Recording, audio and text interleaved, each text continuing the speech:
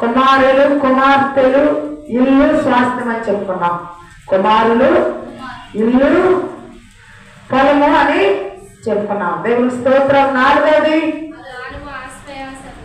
జ్ఞానము ఆస్పయ సొంతం. దేవుని స్తోత్రం. హల్లెలూయా. జ్ఞానం 10 మంది జ్ఞానవంతులు ఎంతో మంది డబ్బున్న వాళ్ళ కంటే 10 మంది జ్ఞానవంతులు గ్రామం ఉంటే గ్రామం బాగుపడుతుందని నేర్చుకున్నాం. దేవునికి స్తోత్రం. ఈరోజు కూడా జ్ఞానం గురించి మనం నేర్చుకోబోతున్నాం. దేవుని యొక్క జ్ఞానం చాలా అవసరం. చాలా దేవుని యొక్క జ్ఞానం లేకపోతే నీ డిగ్రీలు నువ్వు చదివిన పీజీలు ఏమి అక్కడికి రావు. దేవుని యొక్క జ్ఞానమే చాలా ఉపయోగకరము. దేవునికి స్తోత్రం. హల్లెలూయా. అయితే ఇర్మియా గ్రంథంలోకి వెళదాం. 10వ అధ్యాయము 12వ వచనం. ఇర్మియా గ్రంథం 10వ అధ్యాయము 12వ వచనం.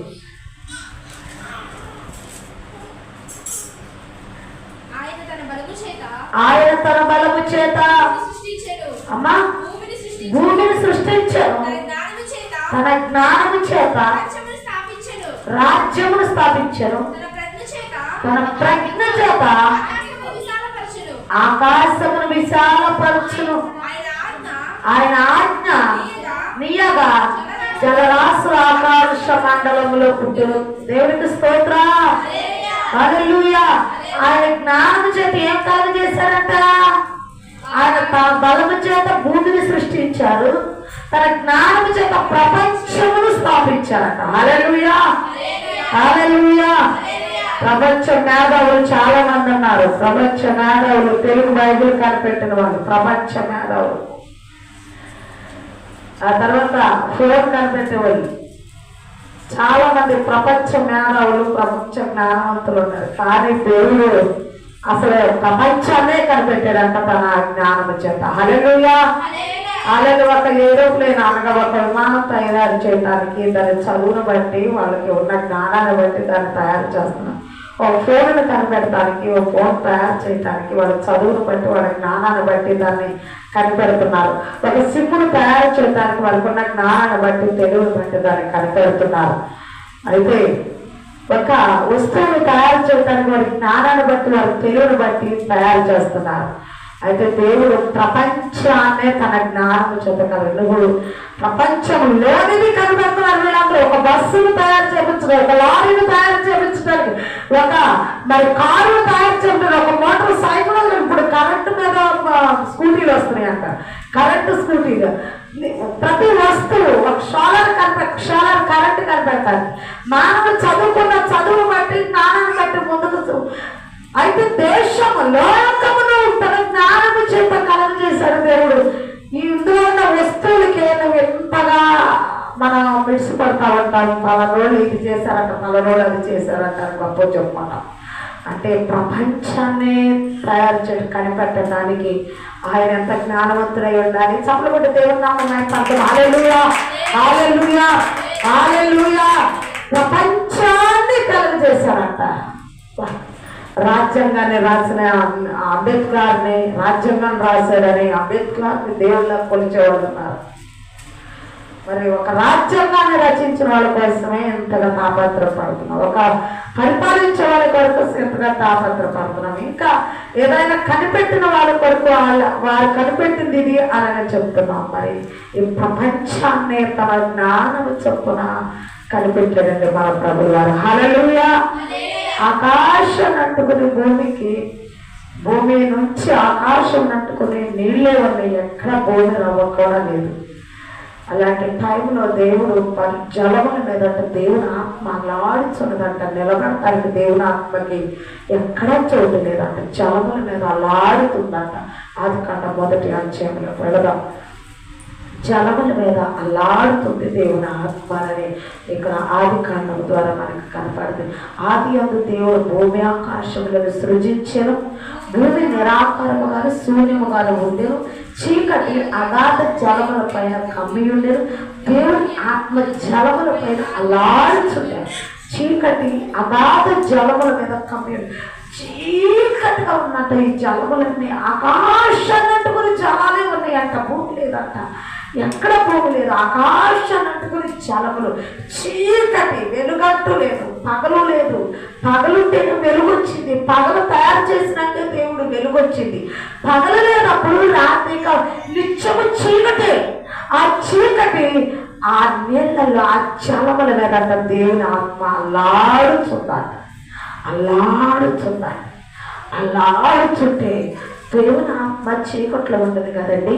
అందుకే పై జలములు పైకెళ్ళను గాక, కింద జలములు కిందకెళ్ళను గాక అన్నారంట. చూడండి ఒకసారి, దేవుడు ముందు వెలుగు కమ్మని పలకగా, హల్లెలూయా, వెలుగు కలిగిందంట. ముందు ఏమి?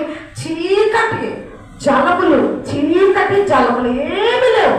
నువ్వు లేవు, నేను లేవు, మరి ఇళ్ళు లేవు, సమస్తం ఏమి లేవు. చీకటి జలములు అల్లాడుతుండగా దేవుని ఆత్మ, దేవుడు మొట్టమొదటిగా పలికిన మాట ఏంటంటే వెలుగు కలుగునుగా. కానీ దేవుడు మాట్లాడారు, వెలుగు కలుగునుగా కనగానే వెలుగు కలిగింది. ఆ వెలుగుని రాత్రికి రాత్రి వేరుపరచడం, పగలకు పగలు వేరుపరచడం. పగలకు వెలుగనియు, వెలుగు కలిగిన తర్వాత దానికి పగలనియు, రాత్రి కలుగునుగా. ఆ చీకటి రాత్రి కలుగునందుకు దానికి రాత్రులనియు పేరు పెట్టారు మొదటి రోజున. హల్లెలూయా, హల్లెలూయా, హల్లెలూయా. అయితే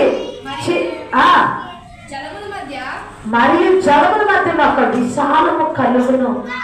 ఆ జలములను వేరుపరచును కాని పలిగారు. జలముల మధ్య విశాలము కలుగును కాక అన్నాడట దేవుడు. జలముల మధ్య ఆకాశ చీకటి రాత్రి పగలయ్యింది, వెలుగు వచ్చింది. ఆ జలముల్లో ఏమొచ్చిందంటే వెలుగు వచ్చింది. ఇక తెల్లగా నీళ్లు కనపడుతుంది, జలములు కనపడుతుంది, చీకటి పోయింది, వెలుగు వచ్చింది.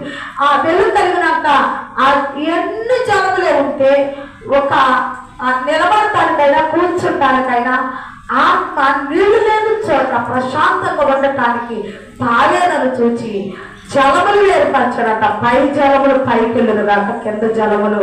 ఇక్కడ చెప్తున్నారు, జలముల మధ్యన ఒక విశాలము కలుగును. ఆ జలములను ఈ జలములను వేరుపరచును కాక అని పలికిన దేవుడు ఆ విశాలము చేసి విశాలము క్రింద జలములను, విశాలం మీద జలములను వేరుపరచగా ఆ ప్రకారం ఆయన దేవుడు ఆ విశాలములకు ఆకాశం అని పేరు పెట్టెను. అస్తమయమున ఉదయమున కలుగగా రెండవ దినమాయన. దేవునికి స్తోత్రం. ఆ విశాలమునకి ఏమని పేరు పెట్టాడంటే దేవుడు ఆకాశం అని పేరు పెట్టాడు. అంటే ఆకాశం పైన జలములు ఉన్నాయంట, ఆకాశం కింద జలములు ఉన్నాయి. దేవునికి స్తోత్రం. దేవుడు చూడు, ఇప్పుడు ఒక వస్తువు కనిపెడటానికి, ఒకటి ఓడదీసి బిగించడానికి మనం ఎంత అజ్ఞానముగా మనకి ఏమీ తెలియట్లేదు. అయితే దేవుడు ఎంత ప్రణాళికతో లోకాన్ని సృష్టించాడో చూడు.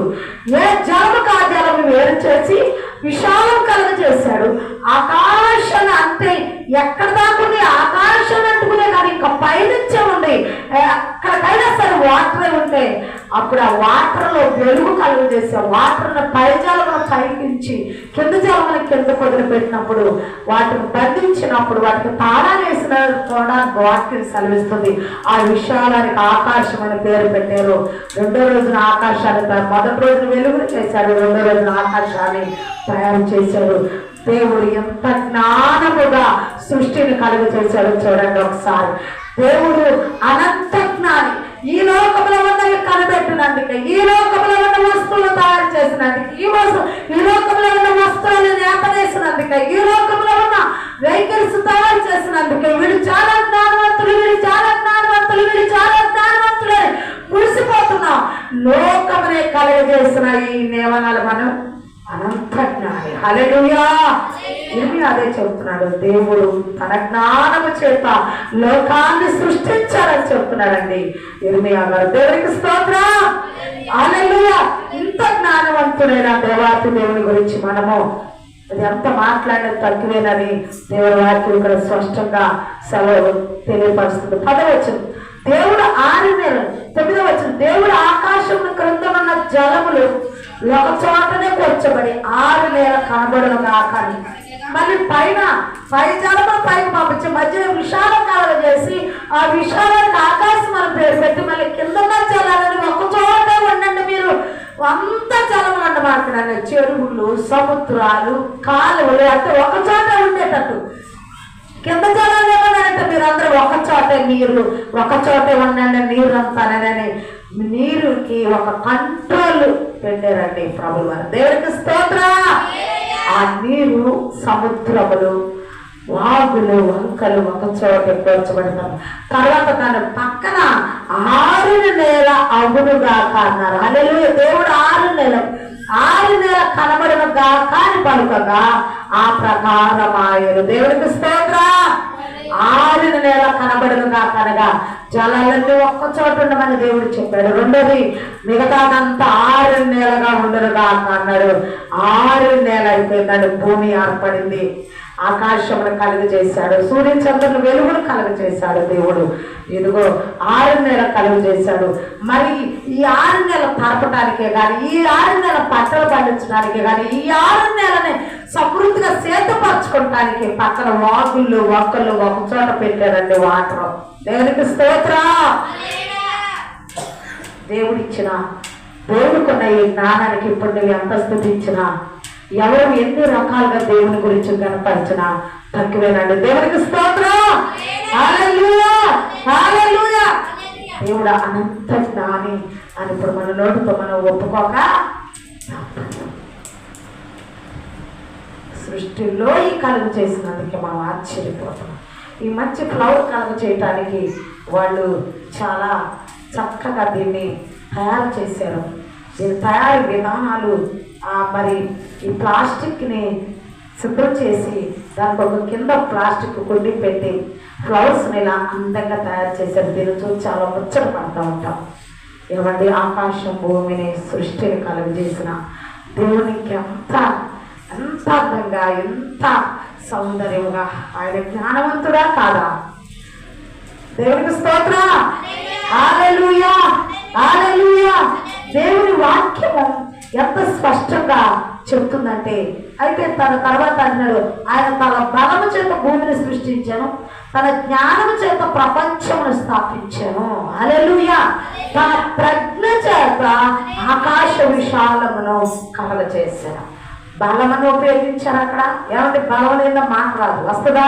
నేను బలం లేదా అక్కడి నుంచి రాను. వస్తానా? బలం లేదే మాట రాదు. మాట మాట్లాడి ఆకాశాన్ని కలుగ చేశారు. హల్లెలూయా.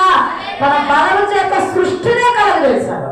తన బలము చేత అనగా మాట్లాడుతూ, బలముగా మాట్లాడు కలుగునుగా కంటే కలిగిందండి. అంటే ఎంత బలంగా, గంభీర ధ్వనులతో బలంగా మాట్లాడారు ఆయన. హల్లెలూయా, హల్లెలూయా. చాలా మంది అమ్మగారు నా కోసం బలంగా ప్రార్థించాను అంటే ఏంటి? వీళ్ళ కోసం బాగా గట్టిగా ప్రార్థన, బలంగా ప్రార్థించాను అంటే దేవుడు తన బలము చేత సృష్టిని కలుగ చేశాడు. హల్లెలూయా. ఎంతో బలంగా స్తపను దేవుడి ఆత్మతోనూ బలముతోనూ నిండిన వాడే ప్రవచించడం ప్రారంభించాడు. హల్లెలూయా. అంటే దేవుని యొక్క బలం ఉండాలి, దేవుని యొక్క అనుభవం కూడా ఉండాలి. దేవునికి స్తోత్రం. ఆయన తన బలము చేత భూమిని సృష్టించాడు, తన జ్ఞానము చేత ప్రపంచాన్ని కలుగజేశాడు. దేవుని యొక్క జ్ఞానమా కాదు ఇదంతా ప్రపంచం కలగడానికి. ఎంత జ్ఞానమో చూడండి, చూడండి ఎంత జ్ఞానం. నీ ముట్టు కనపడే నీకు ఎంత విచిత్రంగా ఉంటే, సృష్టిలో కనబడే నీకు ఆశ్చర్యం కలిగిస్తుంది. సృష్టిని కలుగ చేసిన దేవుడు ఎంత జ్ఞానవంతుడు, ఎంత జ్ఞానముగా సృష్టిని కలుగ చేశాడంటే దేవునికి స్తోత్రం. హల్లెలూయా. అసలు ఇజ్రాయేలులకు చెప్తున్నాడండి, ఇర్మియా గారు చెప్తున్నారు, ఓ ఇజ్రాయేలులారా, మీరెందుకు లోకానుసారమైన జీవితాన్ని జీవిస్తున్నాడు? సృష్టినే కలుగ చేసిన ఆయన బలము చేత, ఆయన జ్ఞానము చేత ఆకాశం, ఆయన బలము చేత సృష్టిని, ఆయన ప్రజ్ఞ చేత ఆయన కలుగ చేసిన చూసుకొని ఆయన ఎంత స్తుతించాలి, మనము ఎంత కొనియాడాలి, ఎంతగా ఆరాధించినా తక్కువే కదా. 19వ కీర్తన కూడా ఒకసారి చూద్దాం. ఆయన ఆరాధించకుండా, ఆయన్ని సేవించకుండా ఈ లోకానుసరమైన మనసుతో ఉంటున్నారేంటని చెప్పటానికి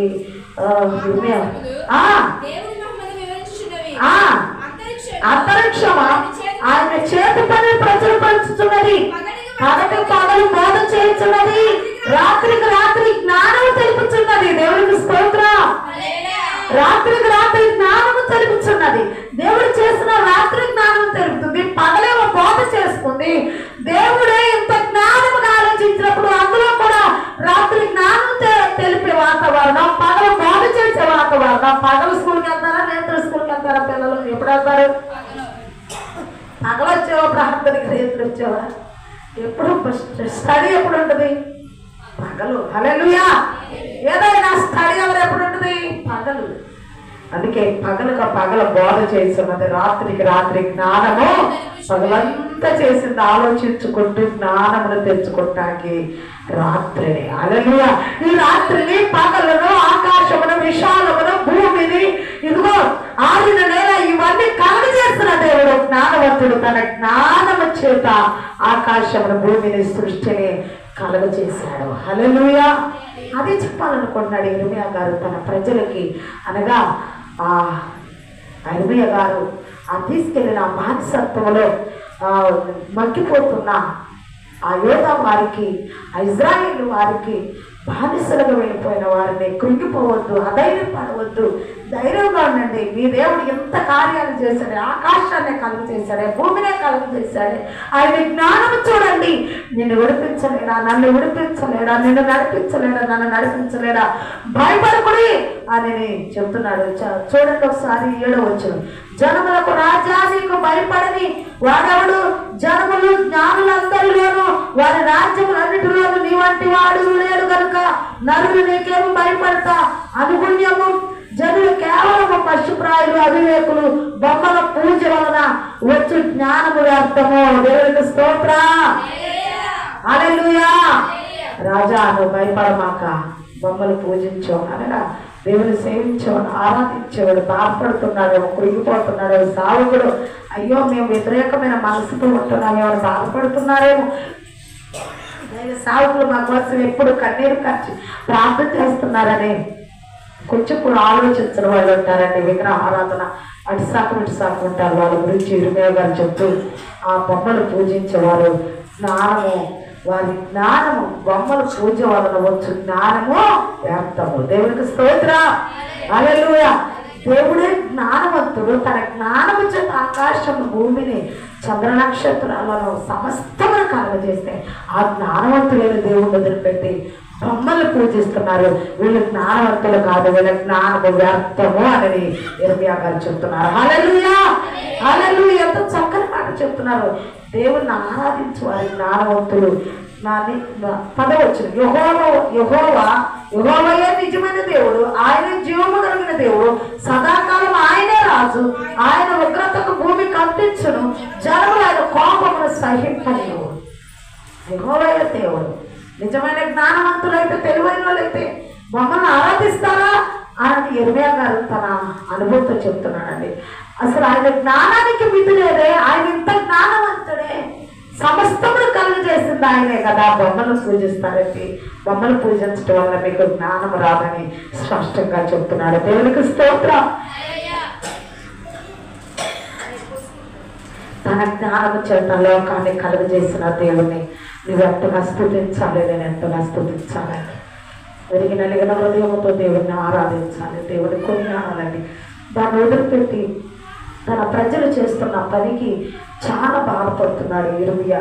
ఇదిగో వ్యతిరేకంగా ఆరాధించేవారిని, విగ్రహారాధన చేసేవారు యొక్క చూచి ఇర్మియా ఇక్కడ బాధపడుతున్నట్టుగా స్పష్టంగా కనపడుతుంది. ఆ తర్వాత 2 చూద్దాం.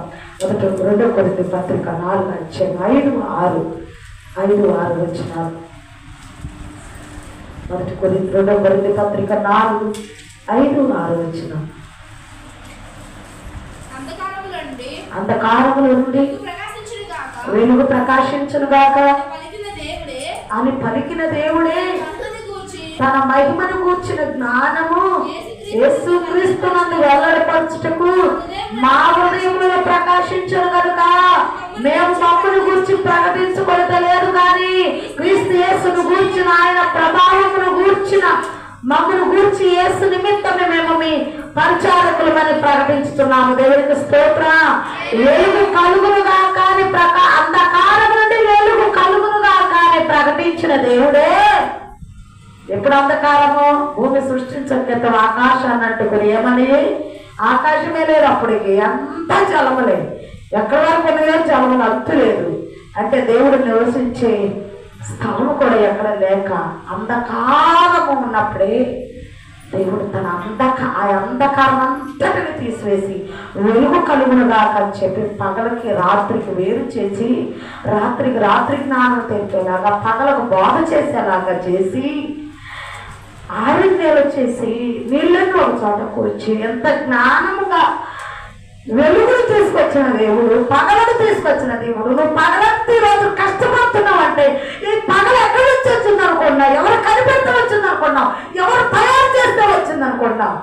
యేసుక్రీస్తు దేవుడైన దేవాతి దేవుడైన సర్వలోకాన్ని సృష్టించిన ఆ దేవుడు కలగజేస్తే నీకు వెలుగు వచ్చిందని ఇష్టం వచ్చినట్టుగా ఆ దేవుడు పూజించకుండా ఆరాధించుకోకుండా పని చేసుకుంటున్నాం.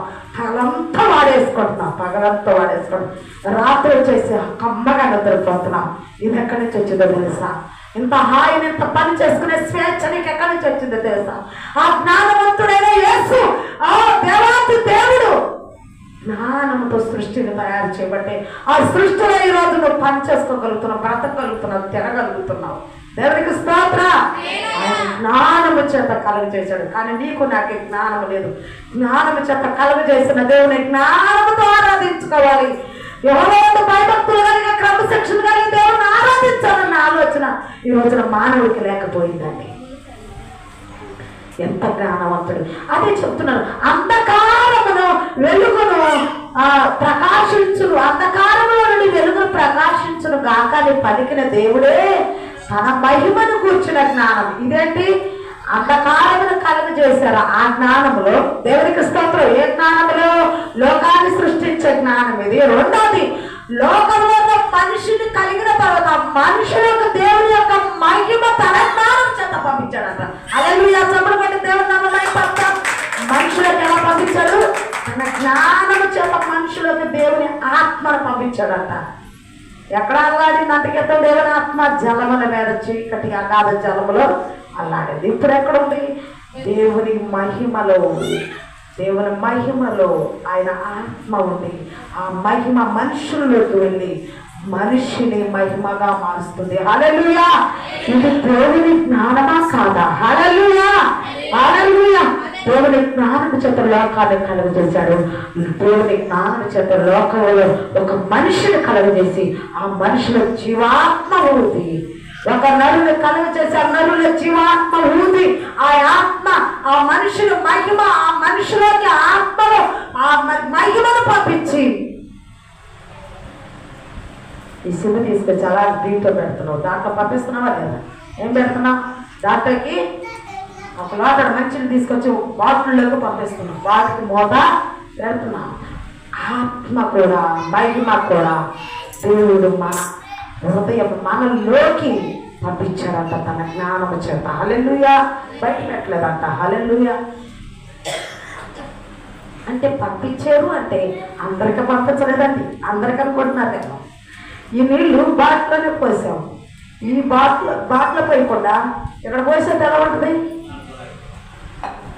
దేవుడు తన యందు వినయము కలిగి విధేయత కలిగి తన దేవుని దృష్టిలో తగ్గించుకుని దేవునికి సమర్పించుకుని దేవుడు పిలిస్తే వాళ్ళలోకి తన మహిమను పంపించాడు తన జ్ఞానము చేత. హల్లెలూయా! హల్లెలూయా! మహిమ పక్కన పెట్టి ఈ మనిషిని ఇక్కడ పెడితే ఈ మనిషికి వెళ్ళిపోతాడు. మహిమ ఇక్కడ ఉంటుందని దేవుడు ఏం చేశాడంటే మహిమ తీసుకొచ్చి మనుషులు పెడితే మనుషులు కూడా మహిమగా వాడబడతారని తన జ్ఞానము చేత మనుషులు తీసుకొచ్చి ఎక్కడ పెట్టాడు? హల్లెలూయా! మనుషులోకి దేవుని మహిమని పంపించాడు. ఆ మహిమ వల్లనే మేము ప్రకటిస్తున్నాము దేవుణ్ణి. మేము దేవుని మహిమ తన జ్ఞానం చేత మాలోకి పంపించాడని అపోస్తలుడైన పౌలు గారు చెప్తున్నారండి. దేవునికి స్తోత్రం. హల్లెలూయా! దేవుని జ్ఞానము ఎంతగా అభివృద్ధిలో ఎంతగా మనకు దీవెనకరముగా మనకు ఉపయోగకరముగా మనము ఆత్మీయంగా బలపడటానికి మనము దేవుని సొంత రక్షకుడుగా అంగీకరించడానికి మనము దేవునిలో వాడబడటానికి ఎలా ఉపయోగపడుతుందో దేవుని ఒకసారి చూడండి. దేవునికి స్తోత్రం. రెండోది ఫిలిప్పీల పత్రిక 3వ అధ్యాయం 8వ వచనం. ఫిలిప్పీల పత్రిక 3వ అధ్యాయం 8వ వచనం. 3వ అధ్యాయం అమ్మా. నిశ్చయముగా నా ప్రభు అయిన యేసుక్రీస్తును గూర్చిన అతి శ్రేష్టమైన జ్ఞానము నిమిత్తమై సమస్తమును నష్టముగా ఎంచుకొనుచున్నాను. చాలా బాగా దేవునికి స్తోత్రం. హల్లెలూయా. నిశ్చయముగా నా ప్రభు అయిన యేసుక్రీస్తును గూర్చిన అతి శ్రేష్టమైన జ్ఞానము నిమిత్తమై సమస్తమును నష్టం. అతి శ్రేష్టమైన జ్ఞానం అంట. ఏమంటే జ్ఞానం అంటే కొంచెం సంపాదించుకోవాలని ఆశ ఉంటుంది కానీ నష్టం ఎంచుకోవటం ఏంటండి? ఇది దేవుని యొక్క జ్ఞానం అండి. హల్లెలూయా. ఇది దేవుని యొక్క జ్ఞానం కనుక ఏమన్నారు తెలుసా? అపోస్తలుడైన పౌలు గారు ఏమన్నారంటే, నా ప్రభు నా నిశ్చయముగా నా ప్రభు అయిన యేసుక్రీస్తును గురించిన జ్ఞానం, నా ప్రభు అయిన యేసుక్రీస్తును గురించిన జ్ఞానం కోసం, అతి శ్రేష్టమైన జ్ఞానము కోసం. డబ్బు ఎక్కువైతే కళ్ళు పొరలగలుగుతాయేమో, గర్వం వస్తుందేమో, హెచ్చింపు వస్తుందేమో, మరి లెక్కలేనితనం ఉంటుందేమో, దేవుడు అంటే నాకే బాధ నుండి ఇంకా మందిరానికి ఎందుకు వెళ్ళాలి అనుకుంటామేమోనని అతి శ్రేష్టమైన జ్ఞానం కోసం అన్ని నష్టం ఎంచుకుంటారు. హల్లెలూయా. కొంతమందికి జ్ఞానం వలన వాళ్ళు సంపాదించుకున్న ధనం బట్టి వాళ్ళకి గర్వం చేస్తుందండి. చూద్దాం ఒకసారి యెహెజ్కేలు పత్రిక, యెహెజ్కేలు గ్రంథం 28వ అధ్యాయము. యెహెజ్కేలు గ్రంథం 28వ అధ్యాయము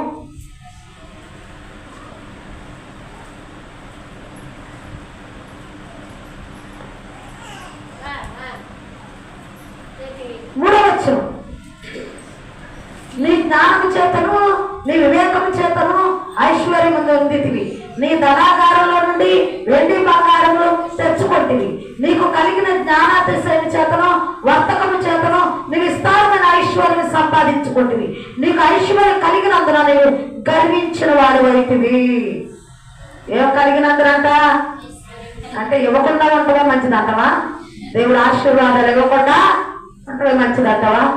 చూడండి, నీకు నీ జ్ఞానం చేత నీకు ఐశ్వర్యం కలిగింది, నీ జ్ఞానం చేత నీ ధనాగారంలో ధాన్యం నింపబడింది, వెండి బంగారంలో బహు ధనవంతుడు అయ్యావు, హృదయంలో గర్వించడం ప్రారంభించువంట. లోకమని నేను కలుగ చేశాను నా జ్ఞానం చేత అని దేవుడు భూమి మీదకి వచ్చి మానవుడిగా పుట్టి దాసుడు స్వరూపం ధరించి చూడు కలగ చేసిన దేవుడే దాసుడులాగా వచ్చాడు భూమి మీదకి. తన జ్ఞానం చేత మొత్తం కలుగ చేసిన దేవుడు మళ్ళీ ఏమొచ్చాడు? దాసులాగా వచ్చాడు. అంటే తను తగ్గించుకున్నాడు. ఇవన్నీ నేను కలుగ చేశాను, నేను శిక్షిస్తే మీరు శాపగ్రస్తులు అయిపోతారు అని దేవుడు నోట్లో నుంచి ఒక మాట మాట్లాడుంటే శిలువ మీద వేలాడిసి వచ్చేదే కాదు, మరణించాల్సి వచ్చేదే కాదు, మరణించవలసిన పని లేదు. అయినప్పటికీ దాసులుగా వచ్చాడు. తను తాను తగ్గించుకుని దాసులుగా వచ్చి ఆ భూలోకంలో తన జ్ఞానము చేత లోకాన్ని కలుగ చేసి ఆ లోకంలోకి దాసులుగా వచ్చాడంట. దేవుడికి స్తోత్రం.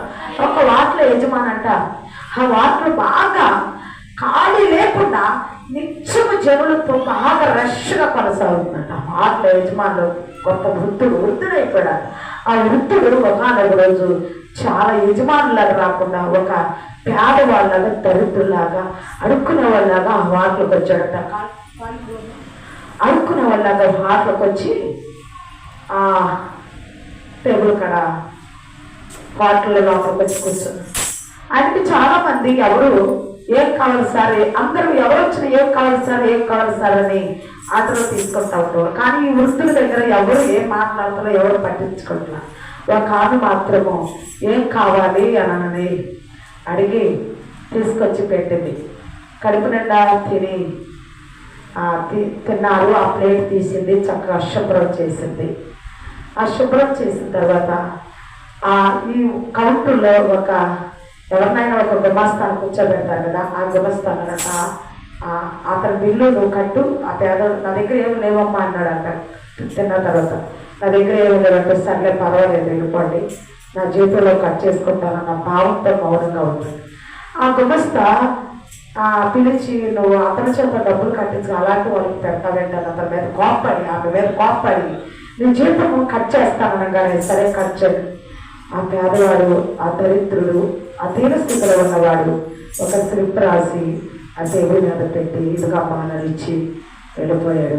తర్వాత స్లిప్ మీదే ఉందండి, వాటర్కి ఓనర్ని నేనే అని రాశాను. ఇలాంటి మనసు కలిగి ఉన్నారో లేదో అని ఇక్కడ నా హోటల్కి నేను పరీక్షించుకుంటాకు వచ్చానని సైలెంట్గా వెళ్ళిపోయాను. దేవునికి స్తోత్రం. ధనం కలిగితే గర్వించుకోవద్దు. నీకు ధనమన్నా నీ జ్ఞానం వలన నీకు ధనం కలుగుతుంది. నీ కష్టం వలన నీకు ధనం కలిగిన, జ్ఞానం వలన ధనం కలిగిన, ఇక్కడ స్పష్టంగా చెప్తారు కదా, నీ జ్ఞానం చేతను నీ వివేకము చేతను ఐశ్వర్యము పొందుతీవి, నీ ధనాగారముల నుండి వెండి బంగారం తెచ్చుకుంటేవి, నీకు కలిగిన జ్ఞానాతిశయము చేతను వర్తకము చేతను నీవు విస్తారమైన ఐశ్వర్యము సంపాదించుకుంటేవి, నీకు ఐశ్వర్యం కలిగినందున నీవు గర్వించిన వాడివైతే, నీ జ్ఞానము చేత వర్తకము చేస్తావు, వ్యాపారం చేస్తావు, నీ జ్ఞానము చేత వ్యవసాయం చేస్తున్నావు, నీ జ్ఞానము చేత ఇంకా నువ్వు ఎన్నెన్నో పనులు చేస్తున్నావు. కానీ నీ హృదయం ఏమవ్వకూడదు, గర్వించకూడదు. హల్లెలూయా. హృదయం గర్విస్తే, హృదయం నిండిన కొలది పెదవులు మాట్లాడతాయి. నీ హృదయంలో కర్ర వచ్చిందంటే పెదవులు అంటే కర్రపు మాటలు, లెక్కలేని తన మాటలు వచ్చేస్తా ఉంటాయి.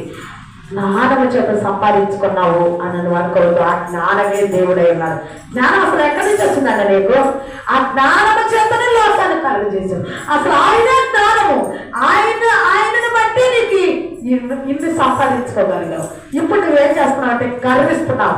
నీ జ్ఞానము చేత నువ్వు సంపాదించుకున్న దాన్ని బట్టి నీకు గర్వం రాకూడదు. దేవునికి స్తోత్రం. హల్లెలూయా, హల్లెలూయా. అదే దేవుని యొక్క మహిమ తన జ్ఞానము చేత నాలుగు పంపిస్తే, దేవుని యొక్క కృప వలన మీకు మేము సువార్త ప్రకటిస్తున్నాం, దేవుని సావుకులుగా మేము వాడబడుతున్నాం, దేవుని గురించి మేము ప్రకటిస్తున్నామని అపోస్తలుడైన పౌలు చెప్తున్నారు. మూడవదిగా ఆ జ్ఞానం శ్రేష్టమైన జ్ఞానము కొరకు ఎదుగు నేను ఏదన్నా పెరిగితే శ్రేష్టమైన జ్ఞానాన్ని పోయి నాకు మొక్కత్వం వచ్చేస్తుంది, గర్వం వచ్చేస్తాను, గర్వాంతుడు అయిపోతానేమోనని, నాకు లాభం వద్దయ్యా, నాకు నష్టమే కావాలని చెప్తున్నాడు అపోస్తలుడైన పౌలు. దేవుడి జ్ఞానం కోసం నష్టాన్ని కోరుకుంటావా? దేవుడి జ్ఞానం చేత నేను ఇవన్నీ సంపాదించుకుంటే నాకు నష్టం వస్తే నేను తట్టుకోలేనని అంటావు. కానీ దేవుడి శ్రేష్టమైన జ్ఞానం సంపాదించుకోవటానికి ఏది నువ్వు నష్టానికి ఒప్పుకోగాని నష్టపోతావు. ఎక్కడ నువ్వు ఇష్టపడవు, అభివృద్ధిని కావాలనుకుంటావు, అభివృద్ధిని గర్వాన్ని కావాలనుకుంటావు. కానీ దేవుని యొక్క శ్రేష్టమైన జ్ఞానం ఎక్కడ ఉంటుందంటే తను తాను తగ్గించుకున్న వాళ్ళ దగ్గర శ్రేష్టమైన జ్ఞానము ఉంటుంది. దేవునికి స్తోత్రం. హల్లెలూయా, హల్లెలూయా. శ్రేష్టమైన జ్ఞానం పొందుకోవాలంటే నీ హృదయంలో ఏమనకూడదంటే గర్వం ఉండకూడదు. దేవుని స్తోత్రం. 2 తిమోతి పత్రిక 3:15 2 తిమోతి పత్రిక 3:15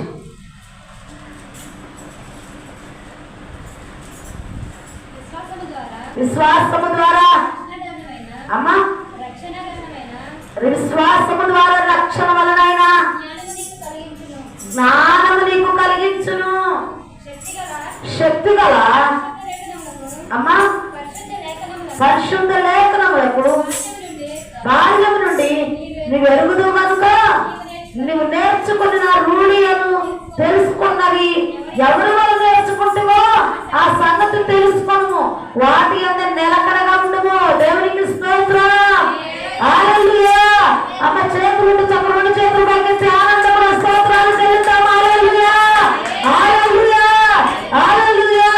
అయితే ఇక్కడ స్పష్టంగా చెబుతున్నారు, విశ్వాసము ద్వారా రక్షణార్థమైన జ్ఞానము నీకు కలిగించుటకు శక్తి గల పరిశుద్ధ లేఖనములను బాల్యం నుండి నువ్వు ఎరుగును కనుక నువ్వు నేర్చుకున్న రూఢి అని తెలుసుకున్నవి ఎవరి వల్ల నేర్చుకుంటే ఆ సంగతిని తెలుసుకున్న వాటి యొక్క నిలకడగా ఉండము. జ్ఞానం వచ్చినాక, విశ్వాసంలో ఎదిగినాక, అభివృద్ధి చెందినాక, ఆశీర్వాదకరంగా ఉన్నాక ఈ మందిరం మానేసి ఇంకో మందిరానికి వెళ్ళిపోతాం.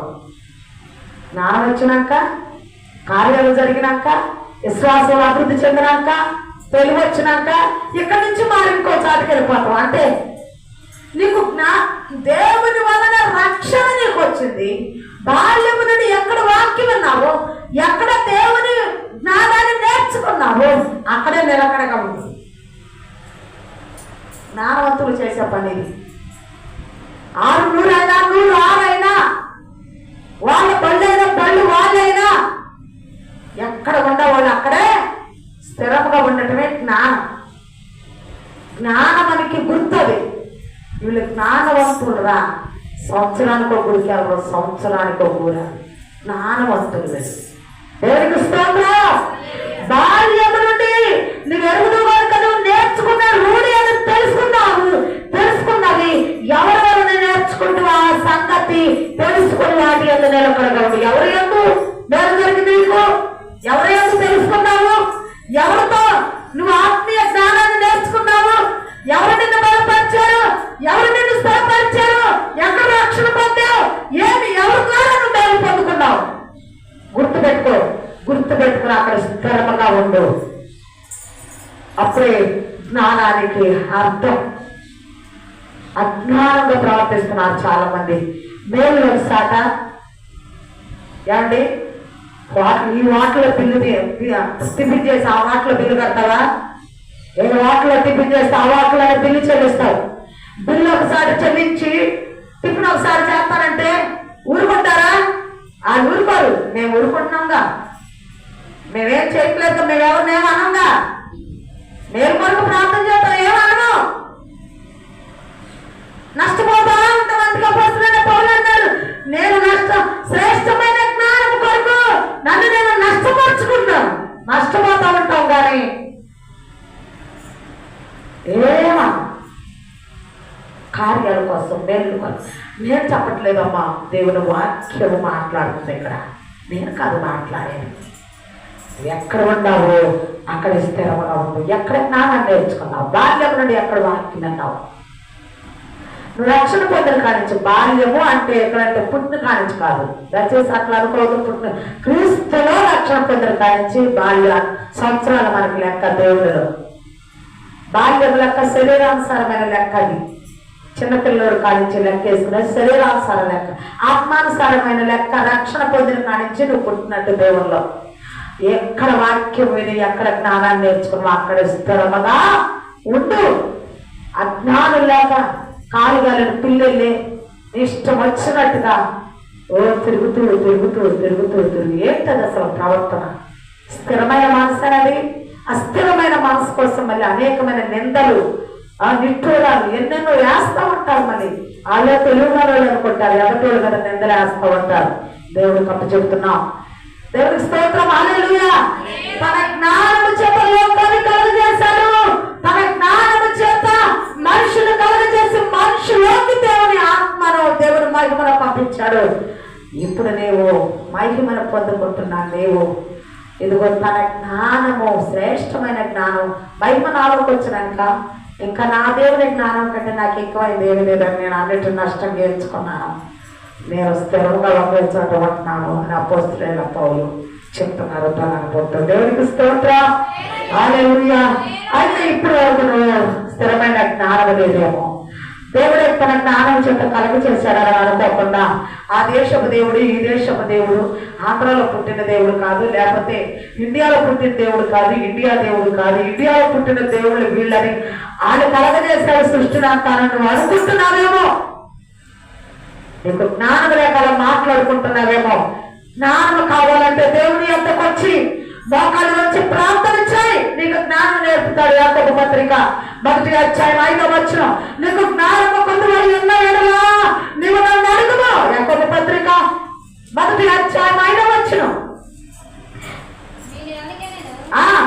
మీరు ఎవరికైనా జ్ఞానము కొద్దుగా ఉన్నారా మీరు దేవుని అడగలేదు, అప్పుడు అది మీకు అనుగ్రహించబడుతుంది. నీకు జ్ఞానం కొద్దుగా ఉందా? ఎవరు కలుగ చేశాడో భూమి తోరకు నీకు తెలియదా? ఏ దేవుడు కలుగ చేశాడో, ఏ దేవుడు సృష్టించాడో, నీలోకి జీవాత్మ ఊదిన దేవుడు, నీలోకి ప్రభావం పంపించిన దేవుడు. ఎవరు వాడపడుతున్నారో, ఎలా వాడపడుతున్నారో దైవ సాగులో నీకు ఇప్పుడు వరకు తెలియదా? ఎక్కడ రక్షణ పొందాలో, ఎక్కడ మహిమను పొందుకున్నావు, ఎక్కడ ఆత్మలో ఎదిగా అక్కడ స్థిరంగా ఉండాలని తెలియలేదా? తెలియకపోతే మోకాడు వచ్చి దేవుడిని అడుగు. నీకు జ్ఞానము కొట్టుపోయి ఉన్న ఎడలా నేను నన్ను అడుగుమనేనని కాదే అనుగ్రహించగలను. చెప్పడం దేవుడు నామమయం పడతాను. హల్లెలూయా. నీకు జ్ఞానం కొద్దుగా ఉందా, స్థిరంగా ఉండాలన్నా, జ్ఞానం బుద్ధి నీకు లేకపోతే మోకాళ్ళ నుంచి ప్రార్థించే. ఎక్కడ జ్ఞానం నేర్చుకున్నావు? ఎక్కడ ఎవరు నిన్ను బలపరిచారు? ఎవరు నిన్ను రక్షణలోకి నడిపించారు? రక్షణలో నడిచినా నువ్వు కొంతకాలం పడిపోతే మళ్ళీ నేను ఎవరు బలపరిచారు? ఎక్కడ తెలుగు నేర్చుకున్నావు, జ్ఞానం నేర్చుకున్నావో అక్కడ స్థిరంగా ఉండలేకపోతే మోకాళ్ళు వచ్చి ప్రార్థన చేయి. ఏంటి ప్రభావ, నేను జ్ఞానం లేకుండా ప్రవర్తిస్తున్నాను, నువ్వు జ్ఞానం నాకు అనుగ్రహించాలని ప్రార్థన చేయి. దేవుని యొక్క ప్రభావం, దేవుని యొక్క మహిమ నీలోకి రాలేదా? దేవుని యొక్క ప్రభావం నాలోకి రావాలని మోకాళ్ళు వచ్చి ప్రార్థన చేయి. దేవుని యొక్క జ్ఞానం నీలోకి వస్తుంది. హల్లెలూయా. దేవుని యొక్క మహిమ నీలోకి వస్తుంది. హల్లెలూయా. సహోదరి సహోదరులారా, దేవుడు అనంత జ్ఞాని. అన్న అంటది, నా దేవుడు అనంత జ్ఞాని. నాకు బిడ్డలు లేరని, కుమారుని ఇవ్వాలని దేవుడు తెలుసు, కుమారుని ఇచ్చారని. అనంత ఏది లేదో అదే ఇస్తారు, కానీ లేదు అడిగితే ఉన్నది ఇచ్చి నేను నీకు ఇచ్చాక అనని తప్పుకునే దేవుడు కాదు. అనంత నేను దేవుడు, నాకు లేదు నాకు ఇచ్చాడు దేవుడు అని అనంత జ్ఞానాన్ని పేరు పెట్టింది. నీకు ఇచ్చిన జ్ఞానానికి, నీకు ఇచ్చిన తెలివికి, దేవుడు నేను వాడుకున్న విధానానికి, నీకు కలిగిన మేలుకి గర్వించకుండా నువ్వేం చేయాలంటే దేవుడిలో తగ్గించుకుని నువ్వు దేవుడికి లోబడుతూ దేవుడి చిత్తాన్ని ఎరిగి ఉంటే దేవుడు నేను గొప్పగా ఆశీర్వదిస్తారు. హల్లెలూయా, హల్లెలూయా, హల్లెలూయా. జ్ఞానం వలన చాలా ఉపయోగాలు ఉన్నాయి. జ్ఞానంతో అన్ని కట్టబడుతున్నాయి. జ్ఞాని అయిన యేసుక్రీస్తు మీద మనం ఆధారపడతాము. అక్కడ అప్పుల్లో వాడాలి, ఒకరు క్యాప వాడాలి అంటున్నారు. క్యాప అప్పుల్లా నీకు జ్ఞానాన్ని అంటారు. అనగా ఆ భాష గారి దగ్గర నేను ఉండాలి, ఈ భాష గారి వాళ్ళు నీకు జ్ఞానం ఇవ్వడండి. నీకు జ్ఞానం ఇచ్చింది దేవుడు. మా కాళ్ళు వచ్చి ప్రార్థన చేయి, నాకు జ్ఞానము కలువగా ఉండాలి. నేను వాడిని వీళ్ళ భక్తులను అనుసరించి నడవడం కాదండి, భక్తులను అనుసరించి నడువు. కానీ భక్తులు కూడా కొంతకాలానికి పడిపోయారు. ఎందుకంటే మానవుడు ప్రతి ఒక్కరు ఆపి దేవుడిని అనుసరించినాడు. దేవుడు జ్ఞానాన్ని నువ్వు కలిగి ఉంటే దేవుడు నేను గొప్ప స్థానంలో ఉంచుతాడని దేవుడు వాక్యం సెలవిస్తుంది. దేవుడికి స్తోత్రం. హల్లెలూయా, హల్లెలూయా. ప్రియమైన సహోదరి సహోదరులారా, నీ జీవితం నా జీవితానికి అజ్ఞానమైన మరి చుట్టూ ఒక అజ్ఞానాన్ని కమ్ముకుని మనల్ని చుట్టుముడుతుంటే ఆ జ్ఞానంలో మనం బయటకు వచ్చి జ్ఞానాన్ని సంపాదించుకుని ఆ జ్ఞానంలో మేము రక్షణ పొందితే ఎక్కడ, మేము మహిమలో ఉంటున్నామా? ఇంకా అంతేకాకుండా మేము జ్ఞానం పొందినాక, అభివృద్ధి చెందినాక గర్విస్తున్నామా? మేము ఎట్లా ఉంటున్నాం? మా దేవుడు సుందరుడు, మా దేవుడు ధవళవర్ణుడు, రత్నవర్ణుడు, 10,000 మందిలో పాల్చదగిన దేవుడు. మా దేవుడిని విడిచిపెట్టి మేము అనాలోచనగా ఉంటున్నామా? సృష్టించిన దేవుని, భూమిని కలుగ చేసిన దేవుని, చంద్రుని కలుగ చేసిన దేవుని, ఆకాశ విశాలను కలుగ చేసిన దేవుని, ఇంత జ్ఞానంతో మొత్తం కలుగ చేసిన దేవుని మేము పక్కన పెట్టి సరిగ్గా సేవించలేకపోతున్నామా అన్న ఆలోచన నీకు నాకు కలగాలి. కలిగి మకాలు వచ్చి ప్రార్థన చేసి నీ జ్ఞానముతో నన్ను సరిచేయి ప్రభా, నీ తెలుగుతో నన్ను సరిచేయి ప్రభా, నీ వాక్యం అడుగు చాలా నన్ను నడిపించాలని మనం ప్రార్థన చేసుకుంటే తప్పకుండా దేవుడు మీకు జ్ఞానం ఇస్తాడు. ప్రార్థన చేసుకుందాం, అందరూ మోకరించి ప్రార్థన చేసుకుందాం. చిన్న ప్రార్థన చేసుకుని ప్రభు యొక్క శరీరం రక్తంలోకి వెళ్దాం. పరలోక మందున మా కన్న తండ్రి, గొప్ప దేవ, నీ ఘనమైన నామానికి స్తుతులు స్తోత్రాలు కృతజ్ఞతలయ్యా. నీ పాదాలు పట్టుకుని వేడుకుంటున్నాను, బ్రతుకులు ఆడుకుంటున్నాను. నీ సన్నిధితో ఉంచాను, మీ కొరకు ఉంచాను. ఎల్లప్పుడూ నీ బిడ్డల మీద నీ జ్ఞానముతో ఆత్మని కుమరించి ప్రభు, నీ జ్ఞానమైన ఆత్మ, నీ మహిమను, నీ ప్రభావం నీ బిడ్డల్లోకి వెళ్ళి ఆత్మానుసారమైన జీవితాలు బిడ్డలకు అనుగ్రహించమని ఈ వాక్యము ద్వారా వారి హృదయాలు కారకుతో దాల్చేకుతో దయచేయండి. మీరే తోడుగా సహాయం చేయండి. యేసు నామమున అడిగి వేడుకొనుచున్నాను తండ్రి, ఆమేన్.